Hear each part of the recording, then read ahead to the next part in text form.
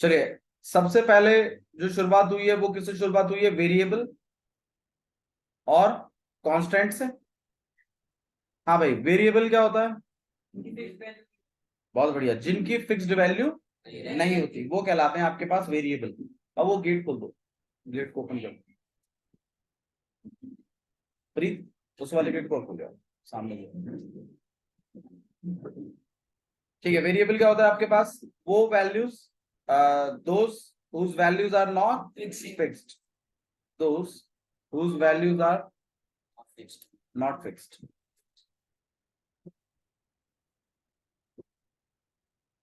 जिनकी value fix नहीं होती है क्या कहलाते हैं? वेरिएबल्स। क्या कहलाते हैं आपके पास? वेरिएबल्स। और कांस्टेंट्स क्या होते हैं भाई? बहुत बढ़िया, जिनकी वैल्यू कैसी होती है? Value is fixed. जिनकी वैल्यू फिक्स होती है वो कहलाते हैं आपके पास कांस्टेंट्स, इसलिए उनको कांस्टेंट बोलते हैं। ठीक है। अच्छा, वेरिएबल के एग्जांपल्स में अगर हम गौर करें तो आपके पास x, y, z, ये ज्यादातर एग्जांपल आते हैं।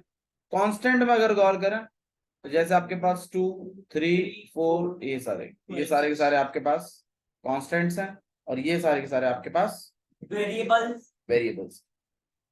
किसी को डाउट है इसमें तो बताइए।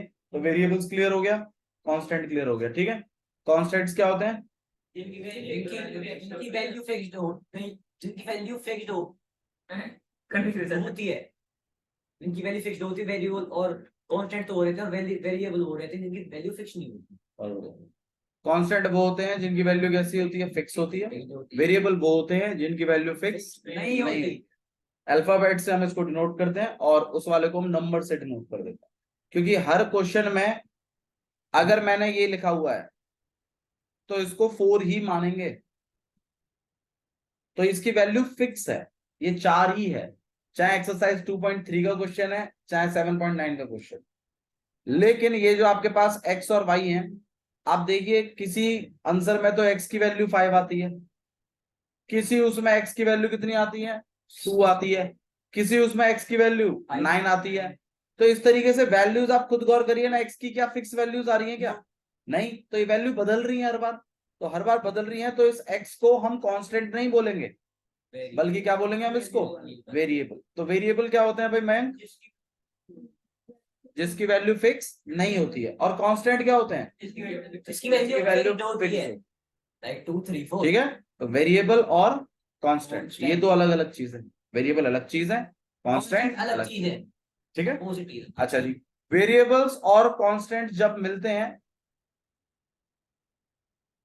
ठीक है, तो आपस में मिल मिलाकर ये क्या बनाते हैं? टर्म्स। क्या बनाते हैं ये लोग? टर्म्स। ठीक है, तो वेरिएबल है, कांस्टेंट है, टर्म्स है। वेरिएबल कांस्टेंट्स मिलकर क्या बनाते हैं? टर्म्स। ओके। अच्छा जी, एग्जाम्पल के तौर पर जैसे मान लीजिए मैं यहाँ पे 7x लिख दूं, तो अब आप गौर करिए, इसमें वेरिएबल भी है और इसमें कांस्टेंट भी है, तो फिर ये एक साथ क्या बना रहा है? टर्म बना रहा है। तो ऐसी चीजें जिसमें वेरिएबल भी लिख दो, कांस्टेंट भी लिख दो, क्या कहलाते हैं? ये टर्म्स कहलाते हैं। किसी को डाउट है इसमें तो बताइए। क्लियर है? ठीक है, तो वेरिएबल कांस्टेंट्स मिलकर बनाते हैं टर्म्स। अब किस किस वैरायटी में टर्म्स मिलेंगे देखो आपको। क्या ये टर्म है? यस यस अरे है कि नहीं है? यस यस बिल्कुल है। इसमें ये वेरिएबल, ये क्या है?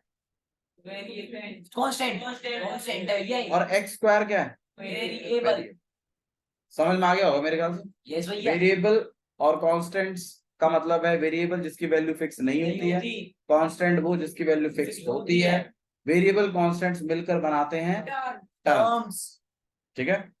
अच्छा जी, नेक्स्ट चीज, जैसे मान लीजिए अगर मैं ऐसा लिख दूं 7x स्क्वायर y, कितने वेरिएबल इन्वॉल्व है? दो है, एक x और एक y। 7 is a constant, right? ठीक है। अच्छा जी, बहुत सारी टर्म्स आपस में कंबाइन। अच्छा, एक चीज और भी थोड़ा एक चीज गौर कर लेते हैं। मान लीजिए अगर मैं सिर्फ 7 लिख दूं, या मान लीजिए मैं सिर्फ x लिख दूं, इट इज तो क्या ये टर्म है या नहीं है? तो है जहाँ No. बिल्कुल भाई, वैसे अगर आप कंसिडर करें कि भाई वेरिएबल कांस्टेंट में बताना तो ये वेरिएबल है, लेकिन अगर हम पूछें क्या ये टर्म है तो बिल्कुल ये टर्म है। क्यों? क्योंकि जिसके आगे कुछ नहीं है उसके आगे क्या है, वन है, बाय डिफॉल्ट वन है। और भैया अगर x की हटा के अगर ठीक है, तो दो या क्या तीन होता अगर मैं सिंगल एक्स लिखूं तो क्या ये टर्म है? yes तो आंसर है बिल्कुल। इसका न्यूमेरिकल पार्ट क्या है, नंबर क्या है इसका? वन वन है। और वेरिएबल पार्ट क्या है? एक्स, एक्स है? हाँ जी। मान लीजिए अगर आप सिर्फ वाई लिख रहे हैं वन तो क्या ये टर्म है या Yes. नहीं, ये बताइए। yes आंसर है बिल्कुल है, क्योंकि इसके आगे बाय डिफॉल्ट क्या चल रहा है, वन चल रहा है। भैया फिर से अगर y को हटा के सिर्फ वन ही है तो ये करेंगे बात, कर रहे हैं। ओके भैया। मान लीजिए इसको शुरू करें, इससे पहले आप मुझे एक बात बताइए, किसी भी चीज की पावर, मान लीजिए 7 है, 7 की पावर अगर मैं 0 लिखूं तो कितना आंसर आना चाहिए? 7 की पावर अगर मैं 0 लिखूं तो कितना आंसर आता है? आंसर है 1 आना चाहिए। अच्छा, 99 की पावर अगर 0 लिखी जाए तो कितना आना चाहिए? अब क्या सीखने को मिला इससे? कि किसी की भी पावर अगर 0 होती है तो उसका आंसर 1 होता है, ये आपको सीखने को मिला। भैया अगर 0 का टाइम एक्स स्क्वायर होता तो वो एक्स स्क्वायर होता। मैंने क्या बोला कि किसी की पावर अगर 0 है ओके फिर as it is equal to x तो उसको आप इक्वल्स टू 1 लिख सकते हो। इक्वल्स टू आप उसको क्या लिख सकते हैं? 1। कल को एक्स स्क्वायर को आप एक्स स्क्वायर ही लिखेंगे, इक्वल टू एक्स। और किसी की भी पावर अगर 0 है तो अच्छा, अगर 99999 इसकी वैल्यू, इसकी पावर अगर 0 लिख दूं तो आंसर है 1। इसमें किसी को डाउट है तो बताइए। No sure? यस क्लियर है, समझ में आ गया होगा? ठीक है, अब आइए आप वाली बात पे थोड़ा सोचते हैं। भाई किस अगर सिंगल वेरिएबल लिखा हुआ है तो क्या आप इसको टर्म बोलेंगे? अरे बोलो। अच्छा सिंगल वेरिएबल टर्म होगा वन होगी उसके पावर बिल्कुल, और पावर नहीं, आगे का कोफिशिएंट। कोफिशिएंट। अच्छा जी, और अगर मैं सिर्फ 6 लिख दूं और अगर आपसे पूछूं कि क्या ये टर्म है? नो नहीं मैं देखो आंसर है बिल्कुल है। अच्छा है और भी बात क्यों? क्योंकि इसके पीछे कुछ नहीं है तो 1 तो बाय डिफॉल्ट है, ये तो आप जानते ही। और 1 को आप कहीं ना कहीं, अभी अभी मैंने बताया था, आप किसी की भी पावर क्या लिख सकते हैं जी। अच्छा भैया, ऐसे तो भैया मतलब सारे के सारे सिंगल नंबर जो आपके कांस्टेंट है वो सारे के सारे टर्म है एक तरीके से। आंसर है बिल्कुल भैया। फिर मतलब ये तो मतलब फिर फर्क ही क्या हो गया कांस्टेंट और टर्म में? देखो, इनको जो सिंगल कांस्टेंट वाले होते हैं ना, इनको एक स्पेशल नाम से बुलाया जाता है, इनको बोलते हैं कांस्टेंट टर्म्स। क्या बोलते हैं इनको? Constant terms. आइए दोबारा चीजों को समझते हैं। देखो यही टॉपिक हम दोबारा से 10th क्लास में फिर पढ़ेंगे, तो चैप्टर 2 का रिवीजन हो जाए तो बढ़िया है, आपके फेवर में है। सच बता रहा हूं, मतलब किस पूरे 11th में अगर किसी का रिवाइज करना ही है ना तो ट्राइंगल्स का करो और चैप्टर 2 का करो, क्योंकि ये चैप्टर दोबारा है। चाहे बार को हीरोज फॉर्मूला का मत करना, सरफेस एरिया वॉल्यूम का मत करना, सर्कल्स का मत करना, वो चलेगा। हालांकि है तो सर्कल्स भी, उसकी प्रॉपर्टी भी यूज होती है, ये सर्कल भी एक इंपॉर्टेंट चैप्टर है। ठीक है, तो सबसे पहले हमने क्या पढ़ा था? वेरिएबल और कांस्टेंट्स। वेरिएबल क्या होते हैं मैं क्या? बहुत बढ़िया, जिनकी वैल्यू क्या नहीं होती, फिक्स फिक्स नहीं नहीं होती। होती, वो कहलाते हैं वेरिएबल। जिनकी वैल्यू फिक्स होती है वो क्या कहलाते हैं? कांस्टेंट। कांस्टेंट। फिर हमने ये देखा वेरिएबल और कांस्टेंट मिलकर क्या बनाते हैं? टर्म्स। फिर हमने यहाँ पे वैरायटी ऑफ टर्म्स देखी, 2-3 एग्जांपल्स देखे कि भैया अगर सिंगल एक्स लिखा हुआ है तो भी वो टर्म है, उसका कोएफिशिएंट 1 है तो भी वो टर्म है। भैया अगर सिंगल नंबर लिखा हुआ है तो भी वो टर्म है, लेकिन उस टर्म का एक स्पेशल नाम है कांस्टेंट टर्म। क्या बुलाते हैं उसको? कांस्टेंट टर्म, क्योंकि उसमें सिर्फ कांस्टेंट ही है। अच्छा, और 7x भी लिख दूं तो यार ये भी क्या मानी जाएगी? टर्म्स। इसमें किसी को डाउट है तो बताइए। नो भैया क्लियर? यस अच्छा, नेक्स्ट, बहुत सारी टर्म्स कंबाइन होकर, पॉलिनोमियल बना बहुत सारी टर्म्स कंबाइन होकर एल्जेब्रिक एक्सप्रेशंस बनाती हैं। इक्वेशंस इक्वेशंस तो उसमें इक्वल टू आ जाता है। सबसे पहले एल्जेब्रिक एक्सप्रेशन बनता है, बहुत सारी टर्म्स जब कंबाइन होती है ना, बहुत सारी मतलब एक है तो भी, दो हैं तो भी, अच्छा कंबाइन जो होती है टर्म्स वो प्लस माइनस से कंबाइन होती है, मल्टीप्लाई से नहीं। फॉर एग्जाम्पल जैसे मान लीजिए अगर मैं ऐसा लिख दूं 7x² y, मान लीजिए ऐसे लिख दूं, हाँ भाई कितनी टर्म है? आंसर है एक ही टर्म। अच्छा अभी अभी थोड़ी देर पहले मैंने आपको बताया एक टर्म दूसरे टर्म से कैसे सेपरेट होती है, प्लस प्लस या माइनस से। मैंने आपको रेशनलाइजेशन सिखाया था, याद करो। उसे मैंने कहा था आपसे न्यूमरेटर अपॉन डिनोमिनेटर, मैंने कहा था नीचे दो टर्म होनी चाहिए, तो मैंने ऐसा लिखा था, ऊपर तो मैं 5 लिख देता था, नीचे 2 + √3 ऐसे।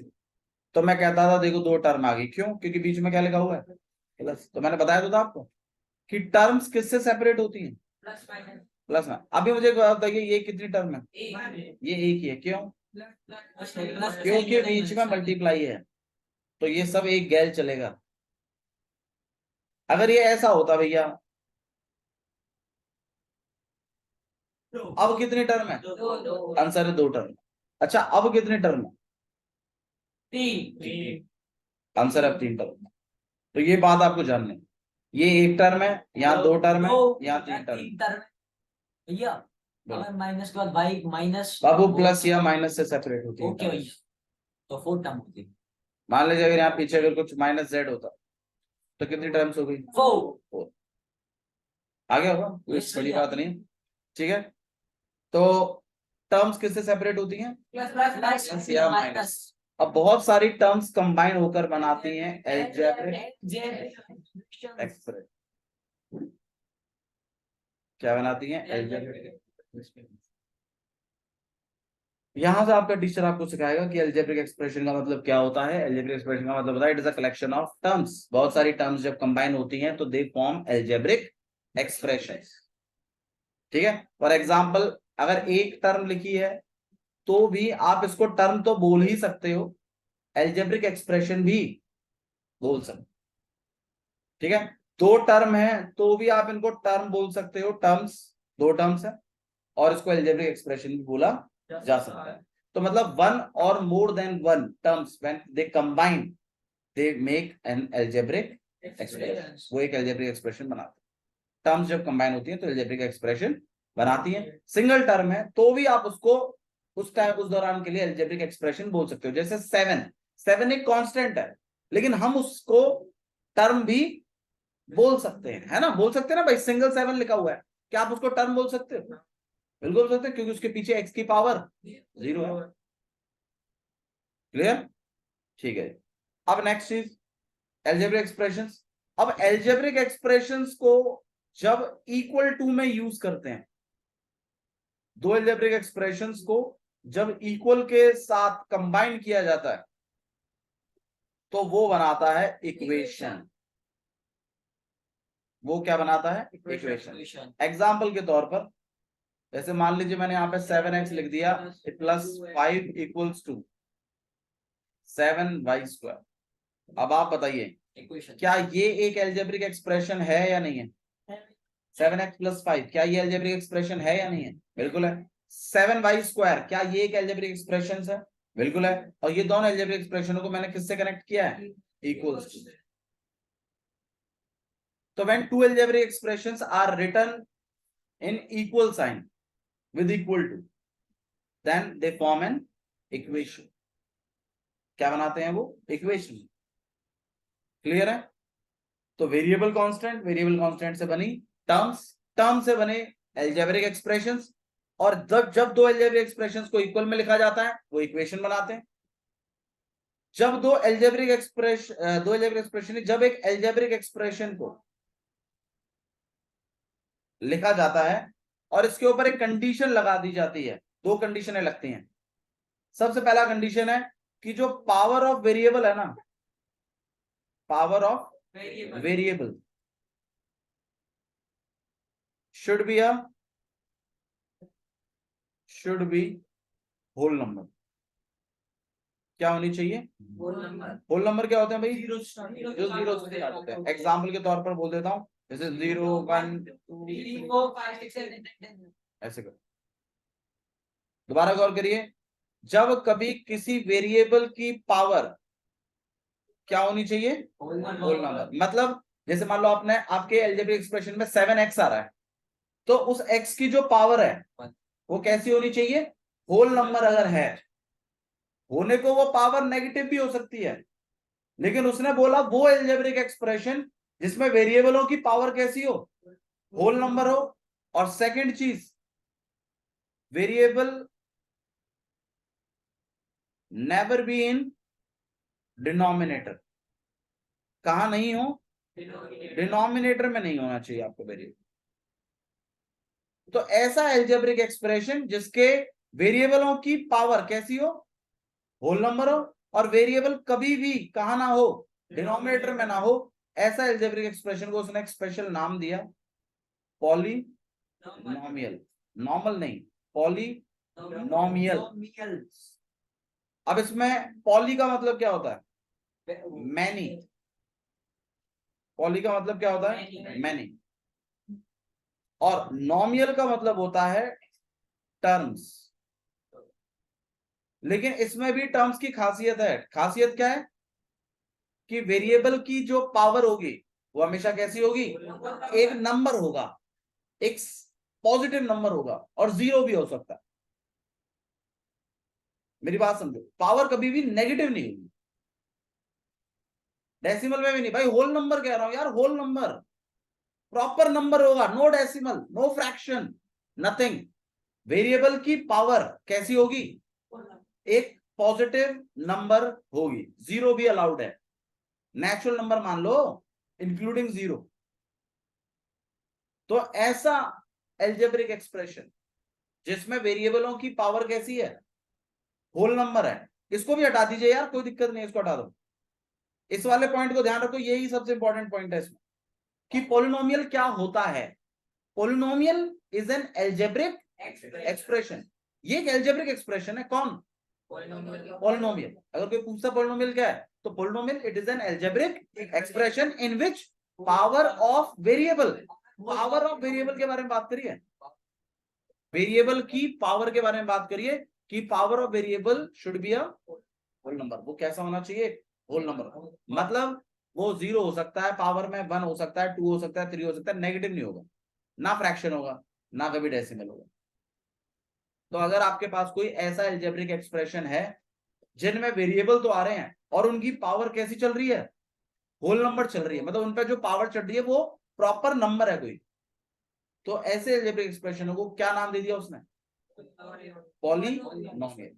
देखिए मैं आपको एक एग्जांपल दिखाता हूँ, एग्जांपल के जरिए आप ज्यादा अच्छा समझ पाएंगे, क्योंकि ये तो थ्योरेटिकल बात हुई। आइए देखिए, मैं यहां पर ना एक एल्जेब्रिक एक्सप्रेशन लिखता हूं। देखिए जैसे 7x² y प्लस 5√y, ये एक एल्जेब्रिक एक्सप्रेशन है या नहीं है, पहले तो ये बताओ आप। भैया जो मैं पूछ रहा हूं वो बताइए, क्या ये एल्जेब्रिक एक्सप्रेशन है या नहीं है। आंसर है, बिल्कुल है। कितनी टर्मों वाला एल्जेब्रिक एक्सप्रेशन है, दो टर्मों वाला। अच्छा, अब मैं पूछ रहा हूं क्या ये पोलिनोमियल है, आंसर है नहीं। क्यों, वेरिएबलों के ऊपर पावर भैया क्या बोली थी, होल नंबर। तो भाई टू है तो सही, two is a whole number. ए वाई, भैया वाई भी वेरिएबल है, इसके ऊपर पावर कुछ नहीं है तो क्या है, वन तो है ही। तो वन भी क्या है, एक तरीके से होल नंबर। तो ये तो प्रॉब्लम नहीं दे रहे पोलिनोमियल बनने में, ये तो कह रहे हैं हमारी तरफ से तो ओके है भैया।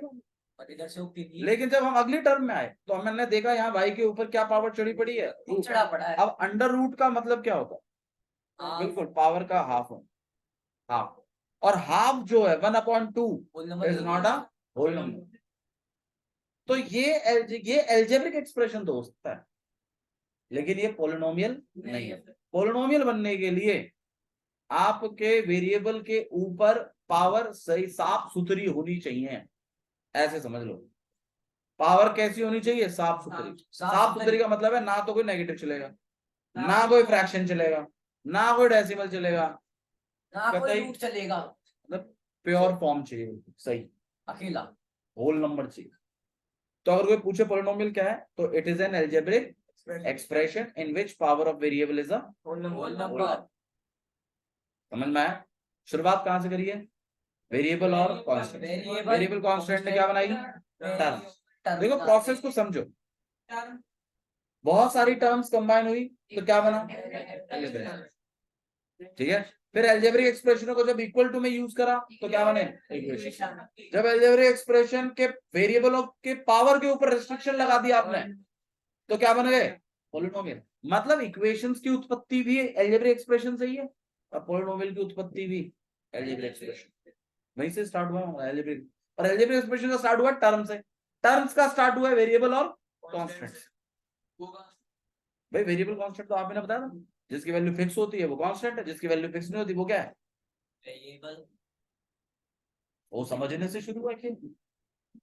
बताइए यहां तक कोई इशू, ठीक है। अच्छा जी, चिंता मत करिए, इस पर ज्यादा हम डिटेल में नहीं जा रहे हैं, और जब फिर क्वेश्चन देखेंगे फिर उससे हमें आगे पता चलता है। पोलिनोमियल में एक चीज और बताता हूँ, मान लीजिए जैसे आपने ऐसा कुछ लिख दिया 7x² y है, तो इसमें ना कोफिशिएंट्स पूछते हैं आपसे, इसमें वो कोफिशिएंट आपसे पूछेंगे, ये कोफिशिएंट बता दो ऑफ x²। तो आपको कोफिशिएंट बताना है किसका, x² का। तो आपने क्या करना है, उस टर्म में जाना है पहले, तो जिसके अंदर x² है उस टर्म में जाइए। मेरे ख्याल से एक ही टर्म है, के बीच में मल्टीप्लाई है तो एक ही टर्म है, और उस टर्म में x² है, हमारी किस्मत बड़ी अच्छी है। तो आपने क्या करना है, उस x² को क्या कर देना है, ढक देना है, उसको हाइड कर दीजिए। जिसका कोफिशिएंट आपसे पूछा गया उसको क्या कर दीजिए, हाइड कर दीजिए। अब बाकी क्या बच रहा है वो बता दीजिए। 7y। तो आंसर है 7y। तो 7y is the coefficient of x²। भैया अगर इसी तरीके से मान लीजिए उनको कोफिशिएंट पूछ लेता हमसे y का, भैया कोफिशिएंट बता दो ऑफ y, तो आप क्या करते में आते, y को ढक देते, और क्या बच गया आपके पास 7x²। तो ये 7x² जो है ये y का क्या है, कोफिशिएंट है। हाँ जी, अब पूछिए। जो आगे है ना वो ही है उसका। नहीं आगे एक्चुअली फिर जब जिसका कोफिशिएंट बचा था ना उसको पीछे कर देते हैं सबसे लास्ट में, फिर जो चीज बचती है वो कोफिशिएंट, ठीक है। और भी अगर इसके अंदर x y का पूछा जाता तो 7 भाई देखो फिर हम टर्म खोजते हैं एक्चुअली में। जब 8th क्लास तक था ना मामला, तो 8th क्लास तक तो ऐसा चल रहा है कि आपसे कोफिशिएंट पूछते हैं एक्स वाई का, क्योंकि वहां पे सिंगल टर्म चल रही है, वहां पे डबल टर्म्स का कोई खेल ही नहीं है। एक सिंगल टर्म पे 8th क्लास तक पूछते हैं कि भाई एक्स वाई का कोफिशिएंट बता दीजिए, तो फिर अपना वही प्रोसेस है कि भाई 7x इंटू एक्स और इंटू वाई, तो आपको एक्स वाई को क्या कर देना है, ढक देना है। बाकी क्या रह गया 7x, तो आप बता देते हो कितना 7x 8th क्लास तक। लेकिन जब आपके पास बहुत सारी टर्म्स आ जाती हैं भैया इसके बाद जैसे प्लस का साइन लग गया, 7x² y प्लस और 2y ऐसे कुछ लग गया, मतलब तो भैया उसका पूछा है हमारे पास x² का ही, वो पूछे कोफिशिएंट, तो प्लस के आगे वाला बताएंगे नहीं बताएंगे। भाई, उसके अगर साइन अगर है आपके पास नेगेटिव आ चुका है तो नेगेटिव को भी इंक्लूड कर लो। मतलब मान लीजिए अगर आपके पास ऐसा कुछ है और आपसे पूछता कोफिशिएंट ऑफ क्या बता दीजिए x², तो आप पूरा ही बताते फिर इसको 7y -7y, अगर आपके पास नेगेटिव साइन होता, ठीक है। ऐसे नहीं भैया, y के बाद प्लस लगा दिया, इसके बाद लगा दिया 2y² ऐसे कुछ भी, तो अब भैया आपके पास दो टर्म्स आ गई। अब आपसे किसका कोफिशिएंट पूछा गया, x²। तो आपने जाना उसी टर्म में है जिसमें x² है। इस टर्म से अब आपका कोई लेना देना नहीं। मैं वही बता रहा हूं, जब सिंगल टर्म है और तब कोफिशिएंट पूछते हैं तो आप बताओगे उसी तरीके से। लेकिन जब आपके पास मल्टीपल टर्म्स हैं और आपसे फिर कोफिशिएंट पूछते हैं, फिर आपको क्या करना है, उस स्पेसिफिक टर्म में जाना है जिसमें वो चीज है। फॉर एग्जाम्पल जैसे मान लीजिए मैंने यहाँ पे ऐसा लिख दिया 7x² y प्लस 3y² और कुछ ऐसा, और मैं आपसे कोफिशिएंट पूछ रहा हूं कि मुझे कोफिशिएंट बताइए y² का। तो आपको क्या करना है, इस टर्म और दो टर्म है आपके पास, अब आपको गौर करना है y² कौन सी टर्म में है, आंसर है इस वाली टर्म। फिर आपने इस टर्म में आ गए ना, अब इस टर्म से आपका कोई मतलब नहीं है, इसमें आ जाइए और फिर आप क्या करिए, अपने y² को क्या कर दीजिए, हाइड कर दीजिए, और क्या रह गया बस खाली 3, तो इसका आंसर है। बाबू देखो, अगर मान लीजिए यहाँ पे आपके पास 7x² y² है और यहाँ पे आपके पास 3y² है, अब क्या है आपके पास कि भाई इस वाली टर्म में भी वाई स्क्वायर है और इस वाली टर्म में भी, तो आप दोनों में से किसी का भी कोफिशिएंट बता सकते अगर दोनों ही टर्मों में, अपने ऊपर डिपेंड होता है, किसी का हाँ। बता सही मार्क्स मिलेगा। दोनों में फिर मार्क्स, अगर भैया दोनों का बता दिया तो दोनों बता दो, सही है। सही, ठीक है। ठीक है, तो अगर आपसे स्पेसिफिकली पूछा जाता है कि नहीं भाई उस वाली टर्म को आपको खोजना है और बाकी टर्मों से लेना देना। मतलब उठा दें, ठीक है। अच्छा जी, छोटी क्लासों में कुछ और भी कोफिशिएंट पूछे जाते थे, न्यूमेरिकल कोफिशिएंट भी पूछते थे कि भाई न्यूमेरिकल कोफिशिएंट बता दीजिए। तो न्यूमेरिकल कोफिशिएंट का मतलब ही होता था नंबर वाला कोफिशिएंट। जैसे मान लीजिए जैसे 7x² है भाई है, अब मैं पूछ रहा हूँ आपसे इसका इस वाली टर्म का न्यूमेरिकल कोफिशिएंट, तो आपको 7 बताना। और एक और कोफिशिएंट भी पूछते थे, literal coefficient, literal literal coefficient, उसमें आपको वेरिएबल्स बताने होते थे, x² ठीक है। स्पेसिफिक पूछते थे तो उस वाले को ढक के फिर बताना पड़ता था बाकी का। बाकी दो तरीके के कोफिशिएंट होते हैं, एक न्यूमेरिकल, एक लिटरल। लिटरल का मतलब ही होता है वेरिएबल। तो वेरिएबल वाला कोफिशिएंट बता दो, नंबर वाला कोफिशिएंट बता दो, तो आप बता ही दोगे। बाकी अगर किसी वेरिएबल, अगर किसी स्पेसिफिक उसका पूछा कि x² का बता दो, तो वो टर्म खोजो कौन सी है, और उस वाली टर्म में जाके उसको क्या कर दीजिए, हाइड कर दीजिए। अच्छा जी, मान लीजिए इस तरीके का क्वेश्चन आ गया, यहाँ पे 7x है, यहाँ पे 3x² है, और मैंने आपसे कोफिशिएंट पूछ लिया y² का, जो कि है ही नहीं इसमें, तो आप उसका कोफिशिएंट 0 लिखेंगे। आप उसका कोफिशिएंट क्या लिखेंगे, 0। इस बात को भी ध्यान रखिए। तो पॉलिनोमियल क्या होते हैं कुणाल? हाँ जी,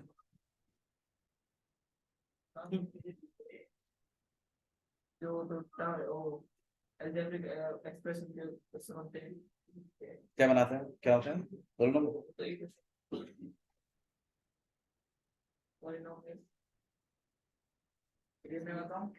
नहीं नहीं, लेट कुणाल स्पीक। तुझे क्या लगता है कुणाल क्या गोबर खाता है क्या, बता नहीं सकता? बताओ बताओ। अब हैंड्स प्रूव्ड मत कर देना, बहुत दिक्कत हो जाएगी ना।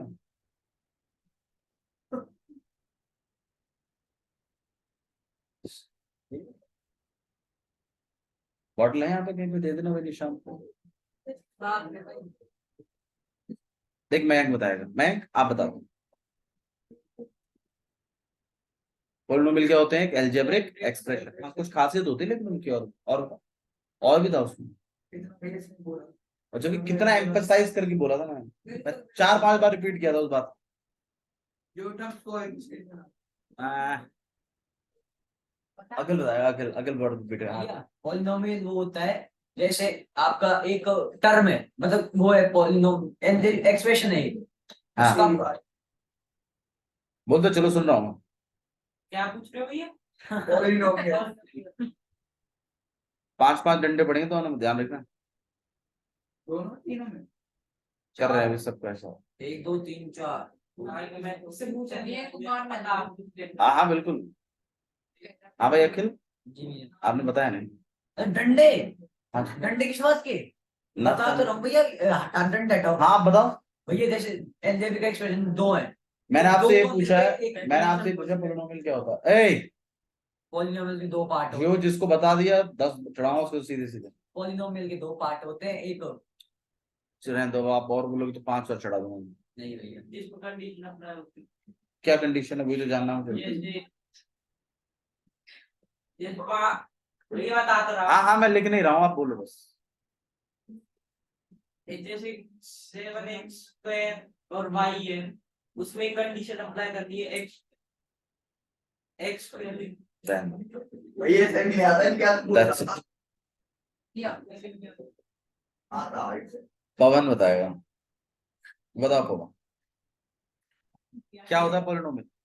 अलजेब्रिक एक्सप्रेशन और वो होते हैं कैरेक्टर जो टर्म कई टर्म बनाते हैं। हाँ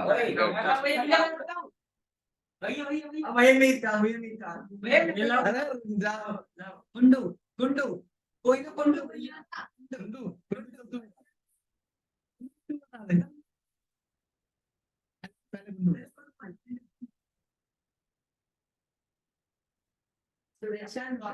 the variable पास ठीक है बच्चों को जाते हो तो।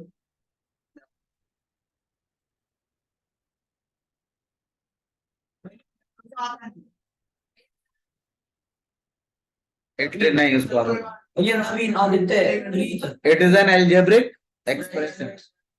पोलिनोमियल क्या होता है? एक एल्जेब्रिक एक्सप्रेशन है जिसमें वो ये मेरे को याद कंडीशन याद है, बताइए दूसरी कंडीशन। भैया पहली कंडीशन वो थी जो होल नंबर होते हैं, पहली में तो 0 से मतलब आगे तक, और फिर दूसरी वाली याद नहीं, पहली वाली आपने कराई थी। दूसरी वाली वो भी तो नहीं बताई थी। भाई दूसरी वाली दूसरी वाली को आगे कर दी। मैंने आपसे पूछा पोलिनोमियल क्या होता है? आप कंडीशन कहते हैं, एक बार बता देता हूँ। यार मैंने पूछा पोलिनोमियल क्या होता है, बस बात खत्म हो गई। हाँ भाई,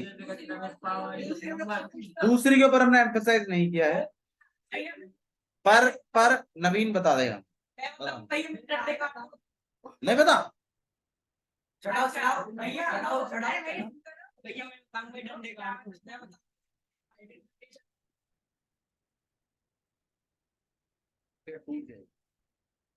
आप तो मजाक मस्ती में लगे रहते हो। सुन तो लो भैया, वो कहते कि वो होल क्या है कि भैया वो फ्रैक्शन में या रूट में और कोई नहीं। भैया मैंने कुछ भी नहीं करा। चढ़ा दे बाबू दोनों, शिवम के भी और आपको। मैंने ना बताया थी आपको पीछे खींचने के लिए नहीं बोला उसको पहली बार, और उसको खड़े होने के लिए मैंने बोला नहीं। भैया, ये तो कोई बात नहीं। यही बात है, आप बताइए। भैया आप उन नंबर पे फ्रैक्शन डिनोमिनेटर पे जो नंबर आते हैं वेरिएबल, उनको फ्रैक्शन या होल नंबर। दोबारा बोलो। भैया जो डिनोमिनेटर में हम वेरिएबल को ही रख सकते। बहुत बढ़िया, यही आपकी दूसरी कंडीशन थी। क्या कर रहा तू? मैं देख लूंगा तो तू देखेगा? भैया कंडीशन हम बता देख रहे रहे हैं, हैं। कंडीशन बता रहे हैं, बाप मार ये तुम चाहिए लगाओ डंडे। तो ये जो पुरस्कार है भाई, आप सब लेते हुए जाइएगा प्लीज, ठीक है? सोम के 10 भैया बिल्कुल जाके चेक करो। तो वेरिएबल हो गया, कांस्टेंट हो गया। वेरिएबल कांस्टेंट्स मिलकर क्या बनाते हैं? टर्म्स। दो तरीके के कोफिशिएंट मैंने बताए थे। मैं कौन कौन से बताए थे? दो तरीके के कोफिशिएंट्स बताए थे मैंने थोड़ी देर पहले। दो तरीके कोफिशिएंट बताए थे, बताओ। मैं एक ही चीज है बस आपके पास, फोकस, और वो भी नहीं कर रहे हो तुम। यहाँ लिखने की परमिशन तो है ही नहीं तुम्हें यहाँ पे। हाँ तू बता भैया। भैया कोफिशिएंट के दो टर्म होते हैं, एक कोफिशिएंट के दो टर्म में होते हैं। टर्म कोफिशिएंट्स दो तरह के बताए दो तरह हैं, के होते हैं। बता दीजिए कौन कौन से। जैसे भी आप कोफिशिएंट और वेरिएबल मिला के हम टर्म बना देते हैं। पांच आपके पीछे भैया। भैया रुक तो जाओ, अब पता नहीं मैं क्या पूछ रहा हूँ, मेरे क्या घुमा रहे हो? शिवम बताइए, कोफिशिएंट्स क्या होते हैं? कोफिशिएंट्स दो तरह के बताए, दो टाइप बताए मैंने कोफिशिएंट्स के। आप बता दीजिए। एक तो आराम से। मैं बताऊं? गलत। एक तो होते हैं जिनमें एक एक्सप्रेशन कोफिशिएंट होता है, अलजेब्रिक एक्सप्रेशन। फाइव आपके पीछे गई होगी। कुणाल बताएगा, देख कुणाल। ये आपका आया था नहीं? हाँ डेफिनेशन बतानी है क्या? नहीं, मैं तो आपसे टाइप पूछ रहा हूँ। दो टाइप बताए थे मैंने कोफिशिएंट्स के, बता दो। एक में वेरिएबल की वैल्यू दी होती है, एक वैल्यू दी होती है। यही तो है। पवन बताया, पवन तो। मैं क्या पूछा? भैया 100 के 5% चढ़ा दो। हाँ चढ़ा रहे हैं, चढ़ा रहे हैं। अरे यार इतना इतना हिसाब किताब भाई। अरे यार रुक जा, तो पहले डंडे चढ़ा लेते हैं। हाँ, कुणाल, मयंक,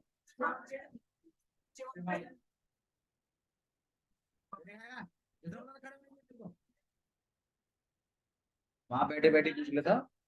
और आदित्य की बोले चढ़े 5 इसी बात पे।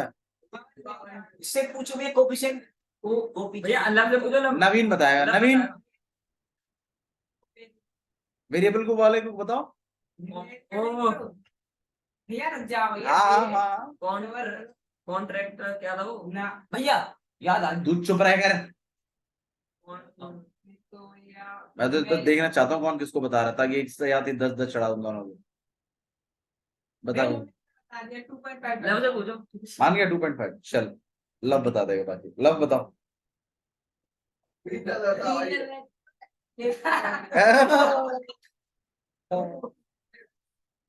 लीनियर नहीं, तो वही बता दिया उसने पहले। लीनियर क्यों बोल रहा है?